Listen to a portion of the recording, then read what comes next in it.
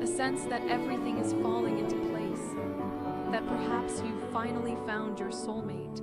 It's a feeling of being swept away by emotions, caught up in the beauty of connection and possibility.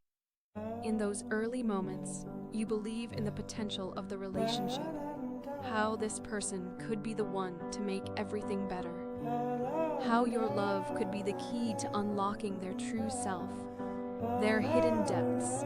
You tell yourself that every relationship has its ups and downs, and with enough time, effort, and care, you'll be able to overcome whatever obstacles come your way.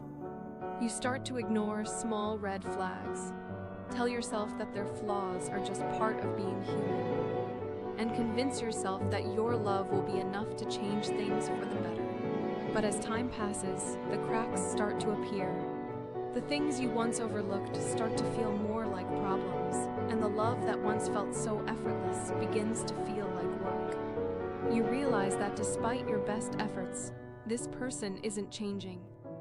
They aren't becoming the person you hoped they would be, and your love, no matter how deep, isn't enough to make them see the world in the way you do. You find yourself constantly adjusting, compromising, and reshaping who you are in order to make the relationship work.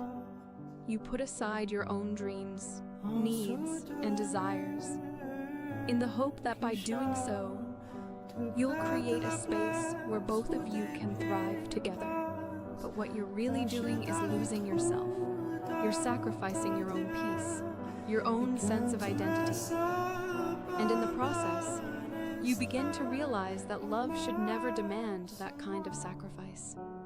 Loving the wrong person is painful because it forces you to confront the harsh reality that, despite your best intentions, your love isn't reciprocated in the way it should be. You give and give, hoping that the love you pour into the relationship will eventually be returned.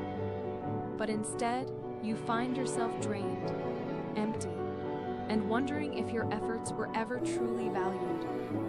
You might start to question your own worth, wondering if you're not enough, if you're somehow doing it wrong, or if you'll ever be able to find the kind of love you truly deserve. You might tell yourself that if you just keep trying, things will get better, that maybe if you're patient enough, you'll finally be seen, heard, and valued for who you truly are. But deep down, you start to feel like you're giving more than you're ever receiving, and the imbalance begins to take a toll on your heart and mind. The hardest part of loving the wrong person is realizing that no matter how hard you try, no matter how much love you offer, the relationship is never going to be what you need it to be. You've invested so much time, energy, emotions into a person who, for all their good qualities, simply cannot offer you what you deserve. They may love you in their own way, but it's not the kind of love that nurtures your soul or helps you grow into the best version of yourself.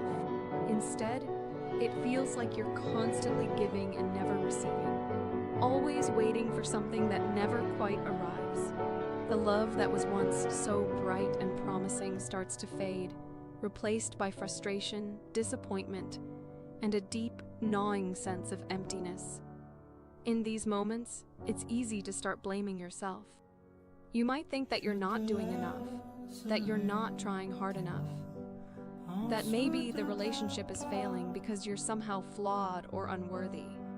But the truth is, loving the wrong person doesn't reflect on your worth. It reflects on the compatibility between the two of you. Relationships are meant to be mutual, based on trust, respect, and a shared vision of the future. When those things are lacking, no amount of love can fix it. You are not the problem. You never were. The issue is that the person you've invested so much of yourself into isn't capable of giving you what you need. And that's not something you can change through sheer will or love. Loving the wrong person often forces you to confront your deepest fears and insecurities. The fear of being alone, the fear of not being loved in return,